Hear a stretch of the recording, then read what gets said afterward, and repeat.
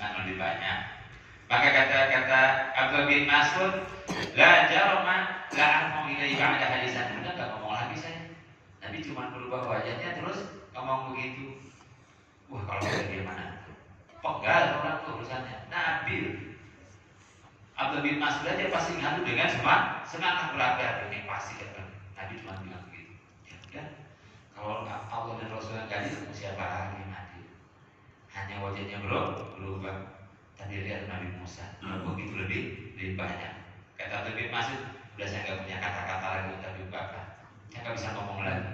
Begitulah sikap Nabi Muhammad puasa. Tak tahu nggak siapa yang orang yang mempertanyakan keputusan Nabi Muhammad SAW. Namanya Dzul Khuwaisirah At-Tamimi. Dzul Khuwaisirah At-Tamimi. Orang yang mempertanyakan keputusan Nabi, dan inilah gembongnya Khawarij. Orang yang memberontak nanti di khalifah Sayyidina Ali bin Abi Thalib, yang membawa orang keluar memberontak, jadilah kaum Khawarij.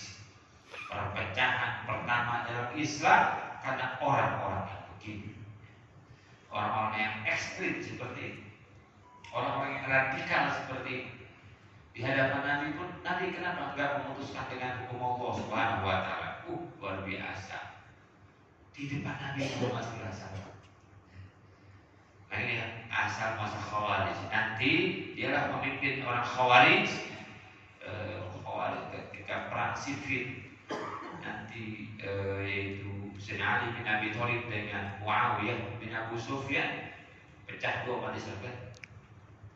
Yang pro Sayyidina Ali bin Abi Thalib Syiah. Kemudian yang keluar dari situ melawan Sayyidina itu yaitu Khawarij. Yang begitu biang perpecahan dimanapun tuh. Kata Nabi Muhammad SAW apa? Da'hu fa'inna wa ashabat. Katanya biarin. Dan Nabi kasih tahu cirinya.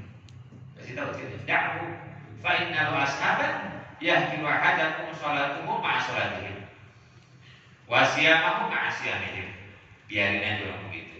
Kata Rasul, itulah orang-orang yang menghina, yang merendahkan. Yahdi wahadakum sholatuhu ma'a sholatihim. Orang yang suka ngebandingin sholatnya dia dengan sholat orang lain, kemudian merendahkan sholat orang lain. Orang yang kerjaannya membandingkan puasa dia dengan puasa orang lain, kemudian merendahkan puasa orang lain. Pokoknya mah sholat yang paling benar saya. Pokoknya mah puasa yang paling benar mah saya. Pokoknya mah agama paling benar mah saya. Yang lain mah salah, yang lain mah sesat, yang lain mah kafir. Wahiyadzubillah. Pengertian ekstrim yang seperti Nabi sudah memperingatkan. Dan kata Rasulullah, biarin aja.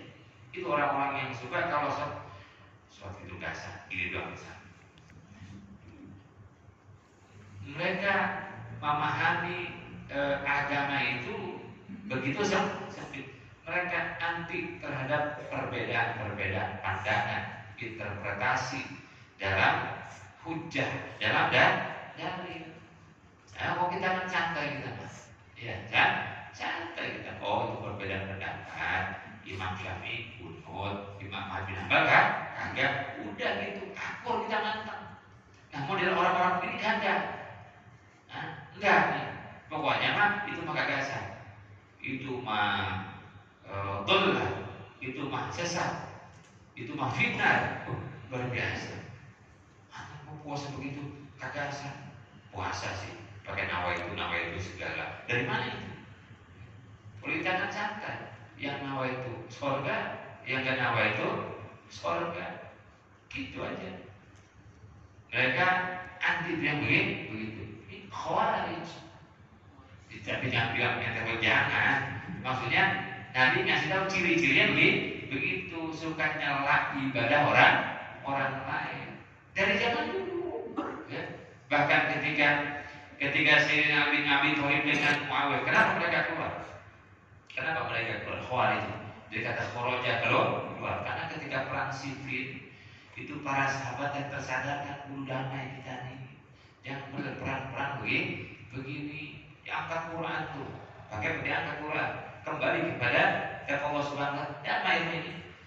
Sesaat walaupun itu segala macam, tapi untuk saat itu berhentilah saling bunuh sesama muslim.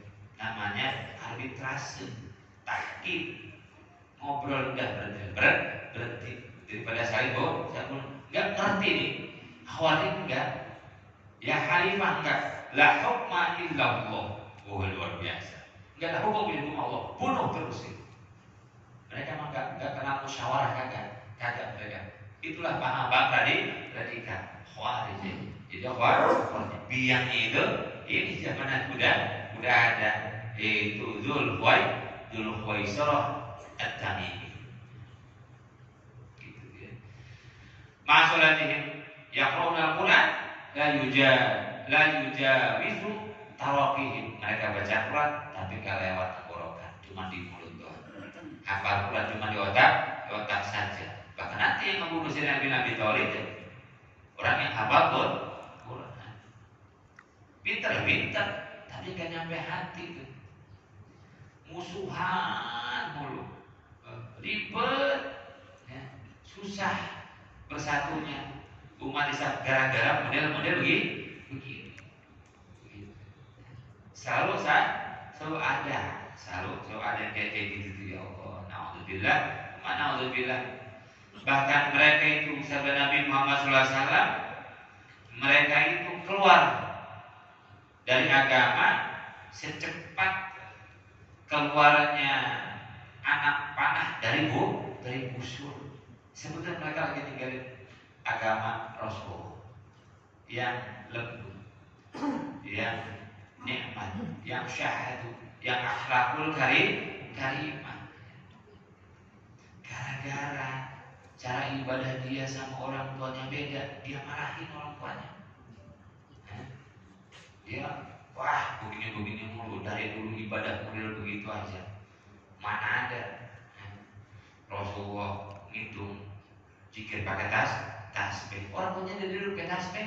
Ya, rame gara-gara tasbih ribut bapak sama anak. Gara-gara biji tasbih, sedang masih mending biji tasbih daripada pakai biji yang lain. Ya, sudah biar gara-gara tasbih sama gitu begini doang ribut pecah kongsi.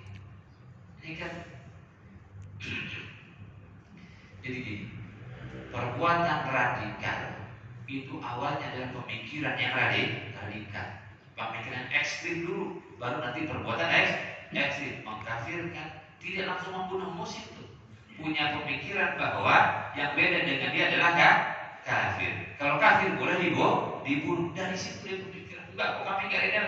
Iya, perbuatannya itu belum radikal, tapi pemikirannya itu ekstrim, radikal, lateral. Gitu kan? Ya, ada memang zaman Nabi ada, apalagi sekarang abang-abangan itu sekarang. Tapi kita jangan begitu. Ini agama Rasulullah yang enak, yang santun, yang akur. Ya, ciri khawar itu gitu. Ekstrim dalam pemahaman agama. Interpretasi hanya satu begini, yang lain satu. Kan Nabi begitu, kata siapa? Kata siapa? Lihatlah Rasulullah meninggalkan kepada kita metode bahwa dalam keadaan beda